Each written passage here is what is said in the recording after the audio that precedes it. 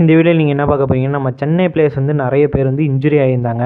So இப்போ வந்து கொஞ்சம் பிளேயர்ஸ்லாம் ஃபுல்லி ரெக்கவர் ஆகியிருக்காங்க. ஸோ இன்னும் 2-3 பிளேயர்ஸ்லாம் இன்னும் ஒரு 1 வீக் 2 வீக்ஸ் அது மாதிரி ஆகும்.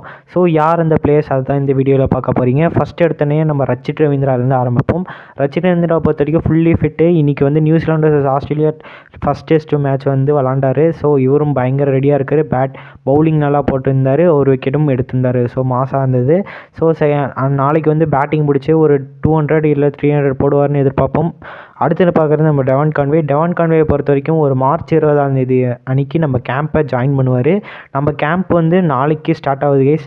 மார்ச் 1 ஸ்டார்ட் ஆகுது. ஸோ ஒரு அதிரடியாக இருக்கும். இதில் நீங்கள் பார்த்தீங்கன்னா நம்ம ஃபேன்ஸ்க்கு அலோடு இல்லையான்னு நான் வர வீடியோவில் அப்டேட் பண்ணுறேன். அதுக்கப்புறம் பார்த்தீங்கன்னா நம்ம டெவான் கான்வேயை பொறுத்த வரைக்கும் ஒரு அந்தளவுக்கு கிரிட்டிக்கல் கண்டிஷன்லலாம் இல்லை கைஸ். ஒரு 1 to 2 வீக்ஸ் ஆகும் ரெக்கவர் ஆக, அது மாதிரி சொல்லியிருக்காங்க.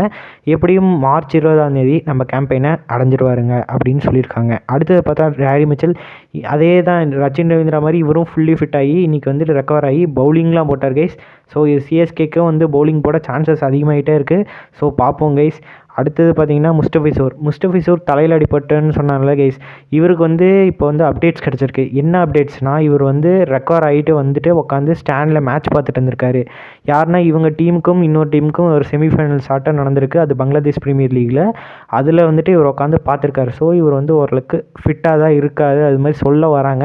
ஆனால் இவரோட கேப்டன் லிட்டன் தாஸ் கேட்டால் இவர் வந்து இந்த மேட்ச் ஆடுவாரான்னு டவுட்டு, அது மாதிரி தான் சொல்லியிருக்காங்க. ஃபைனல்ஸ் அவங்க வந்து குவாலிஃபை ஆகி ஃபைனல் போயிருந்தாங்க. ஃபைனலில் வந்துட்டு என்ன சொல்லியிருக்காருன்னா, இவர் ஆடுறது டவுட், அது மாதிரி தான் சொல்லியிருக்காங்க. ஆனால் அதுக்கப்புறம் ஒரு சீரீஸ் வருது ஸ்ரீலங்காக்கும் பங்களாதேஷ்க்கும். அந்த சீரீஸில் இவர் ஆட சான்ஸ் அதிகம் அப்படின்னு சொல்லிட்டு வராங்க. ஸோ இப்போ பார்த்தீங்கன்னா நம்ம மார்ச் 20 தான் நம்ம கேம்பெயின் வந்து இவர் வர்றாருனா எப்படியும் ஒரு ஃபுல்லி ஃபிட்டாக தான் இருக்க சான்சஸ் அதிகமாக இருக்கும். ஸோ இவர் மேக்ஸிமம் நம்ம வந்து கன்சிடர் பண்ண தேவையில்லை. ஏன்னா பத்திரனா இருக்கார். பத்திரனோட பேக்கப் தான் இவர் எப்படியும் கன்சிடர் பண்ண முடியும்.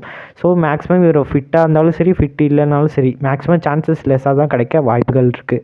ஸோ இப்போ வந்து அடுத்த பிளேயர் யாருன்னா சிவன் டுபே பொறுத்த வரைக்கும் இப்போ என்சிஏ கேம்பில் வந்து ஃபுல்லி ரெக்கவர் ஆகிட்டு இருக்காரு. So maybe 1 or 2 weeks to recover ஆகும் அப்படின்னு சொல்லியிருக்காங்க. இவரும் மார்ச் 20 வந்து நம்ம கேம்பெயினை ஜாயின் பண்ண வாய்ப்புகள் இருக்குது. மிச்சப்படி நாளைக்கு வந்து நம்ம கேம்பெயின் ஸ்டார்ட் பண்ண போகிறாங்க ஐபிஎல் 2024. ஸோ நாளைக்கு வந்து ப்ராக்டிஸ் செஷன் ஆரம்பிச்சிடும். யார் பிளேயர்ஸ்லாம் இருப்பாங்கன்னு பார்த்தீங்கன்னா ருத்து, இது மாதிரி யாரெல்லாம் ரஞ்சி ஆடலையோ அந்த பிளேயர்ஸ் எல்லாருமே இருப்பாங்க. ஸோ இப்போ வந்து ஃபைனல்ஸும் நிறைய பேர் ரஞ்சியில் அந்த நம்ம சென்னை பிளேயர்ஸ் நிறைய பேர் இருக்காங்க, அவங்க போயிருப்பாங்க.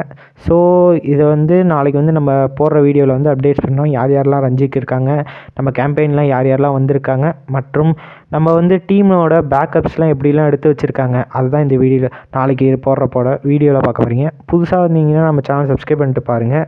மிச்சப்படி உங்கள் ஃப்ரெண்ட்ஸ்க்கு ஃபேமிலிக்கு ஷேர் பண்ணிக்கோங்க. ஸோ இந்த வீடியோவில் தான்